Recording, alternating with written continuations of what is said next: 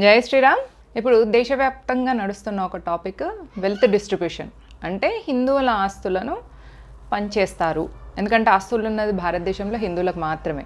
ఎందుకంటే హిందువులు ఇద్దరే పిల్లల్ని కన్న తర్వాత ఇంకా మిగిలిన టైం అండ్ ఎనర్జీతోని వాళ్ళు చేసేది ఏంటంటే ఆస్తులు సంపాదించుకోవడం. నేను మీకు ఒక చిన్న కథ చెప్తా, ఈ ఆస్తి పంపకం ఎట్లా జరుగుతుంది అన్న విషయం.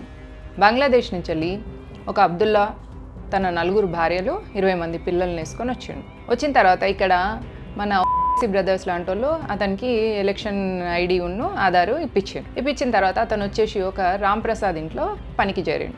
రామ్ ప్రసాద్కి పెద్ద వ్యాపారం ఉంది, ఒక భార్య 2 పిల్లలు. ఈ అబ్దుల్లా వెళ్ళేసి మన బంగ్లాదేశీ అబ్దుల్లా పోయి రామ్ ప్రసాద్ ఇంట్లో పనికి కూర్చున్నాడు. రామ్ ప్రసాద్ ఊకే తిడుతున్నాడట అబ్దుల్లాని. తిడుతుంటే అప్పుడు రామ్ ప్రసాద్ భార్య అడిగిందంట అబ్దుల్లా నిన్ను సార్ ఊకే తిడుతుంటే నీకు కోపం రాదా అని అడిగిందంట. అప్పుడు అబ్దుల్లా చెప్పిందంటే సార్ పనిచేసేది నా కోసం నా పిల్లల కోసమైనా, ఆయన అప్పుడో మాట ఇప్పుడో మాట అంటే తప్పేమున్నది మేడం అని అన్నాడంట. అప్పుడు రాంప్రసాద్ భార్య అన్నదంట, మా ఆయన నా కోసం నా పిల్లల కోసం పనిచేస్తుంటే వీడేంది వాడి పిల్లల కోసం వాడి పిల్లల కోసం పనిచేస్తున్నాను అని అట్లెట్లా చెప్తున్నావు, మా ఆయన మా కోసం కదా పనిచేసేది అని అంటే, మేడం నీకు ఒక కొడుకు ఒక కూతురు ఉన్నది, నాకు మొత్తం 12 మంది కొడుకులు 8 మంది కూతుర్లు ఉన్నారు. నా కొడుకులల్లా ఎవడో ఒకడు నీ కూతుర్ని లేపుకెళ్ళిపోతాడు, దాన్ని మీరు లవ్ జిహాద్ అని మొత్తుకుంటారు తప్ప ఏం చేయలేరు. అట్లా తీసుకుపోగానే నా కొడుక్కి సగం ఆస్తి వచ్చినట్టే కదా, అప్పుడు సార్ ఆస్తి సగం నాకు వచ్చినట్టే కదా, నా పిల్లలకు వచ్చినట్టే కదా అని అన్నాడు. ఈ లొల్లి అయితే ఉన్నప్పుడు నీ కొడుకు ఊకుంటాడా? ఊకోడు. అరే నా చెల్లెని ఎట్లా ఎత్తుకోపోతావురా అని చెప్పేసి గొడవకు వస్తాడు. అప్పుడు నాకు 12 మంది కొడుకులే, నీకేమో లింగులు ఇట్టుకోమనుకుంటే ఒక్కడే ఉండే. వాడు వీళ్ళు అందరూ కలిసి కొట్టుకుంటున్నప్పుడు పోయిండే అనుకో నీ కొడుకు, అప్పుడు మొత్తం ఆస్తి నా పిల్లలకే కదా. అట్లా సార్ ఇప్పుడు మొత్తం సంపాదిస్తుంది మా పిల్లల కోసం అయినప్పుడు నేను ఎందుకు సార్ తిట్టినప్పుడు కోపడుకోవాలి అని అన్నాడంట అబ్దుల్లా. ఇది మీరు ఆలోచించుకోండి ఓటేసే ముందు.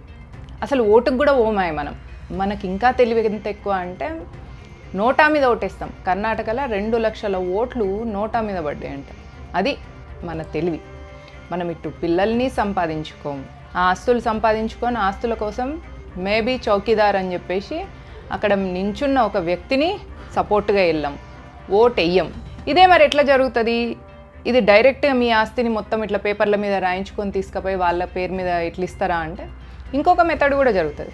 మొన్న కర్ణాటకలో నేహా అనే అమ్మాయిని మొహమ్మద్ ఫయాజ్ అనే అబ్బాయి చంపేసిన తర్వాత భారతీయ జనతా పార్టీ కార్యకర్తలు, బజరంగ్ దళ్, విశ్వ హిందూ పరిషత్ అందరూ పోయి లొల్లి చేసిండంట. ఇక్కడ కర్ణాటక నిండా మొహమ్మద్ ఫయాజ్ ఇంటి మీదకి ఏడబోతారో అని చెప్పేసి కర్ణాటకలో ఉన్న కాంగ్రెస్ గవర్నమెంట్ మొహమ్మద్ ఫయాజ్ ఇంటి ముందట సెక్యూరిటీ గార్డులను పెట్టింది.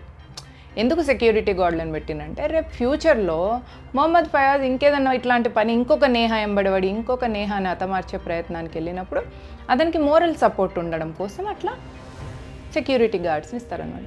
సెక్యూరిటీ గార్డ్స్ని ఇస్తే రేపు ఇంకొక నేహాని ఎత్తుక్కోగలుగుతాడు మొహమ్మద్ ఫయాజ్. లేకపోతే ఇప్పుడు వీళ్ళందరూ పోయి బీజేపీ కార్యకర్తలు పోయి మొహమ్మద్ ఫయాజ్ మీద దాడి చేసినుకో వాడు ఆ భయానికి మళ్ళీ నెక్స్ట్ ఇంకేందో ఆడపిల్లని చూడకపోతే ఎట్లా?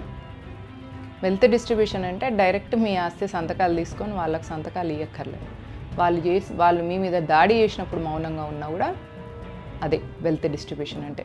చెంగిచెర్లలో కూడా మనం చూసినాం 6 ముస్లిం ఫ్యామిలీలు 30 మంది హిందువుల ఫ్యామిలీ మీద దాడులు చేసి వాళ్ళని అక్కడి నుంచి వెళ్ళిపోయేలాగా చేయడానికి ప్రయత్నం చేసింది.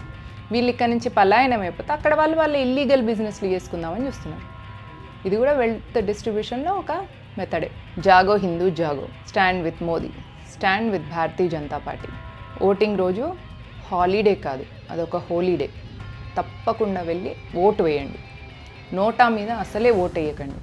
ఎందుకంటే డెమోక్రసీలో ఉన్న వాళ్ళలో బెస్ట్ని చూస్ చేసుకోవడమే నిజమైన ఓటర్ యొక్క బాధ్యత. జై హింద్, జై భారత్.